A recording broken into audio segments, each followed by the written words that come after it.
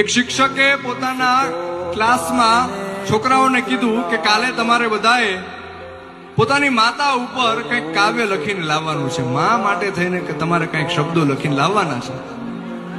બધાએ છોકરાઓ બીજા દિવસે પોતાની નોટમાં પોતપોતાની રીતના કંઈક કાવ્ય લખીને લાવ્યા, કોઈ કંઈક શબ્દો લખીને લાવ્યા.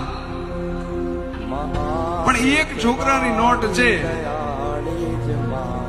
એમાં કંઈક વિચિત્ર જોવા મળ્યું. એમાં આખી એબીસીડી લખેલી હતી. છોકરાએ A to Z આખી એબીસીડી લખેલી. તો શિક્ષકે એ છોકરાને ઉભો કર્યો અને પૂછ્યું કે ભાઈ આ શું છે, આનો શું મતલબ?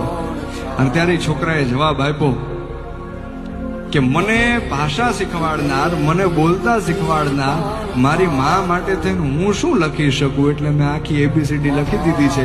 મારી માને જેમ ગમશે એમ એ શબ્દો ગોઠવીને એની રીતના જોઈ લેશે. આ મા દીકરાના સંબંધની વાત છે.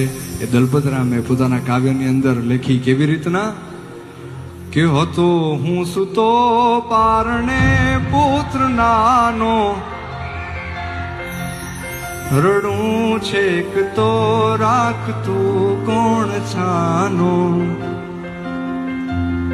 મને દુઃખી દેખી દુઃખી કોણ થાતું,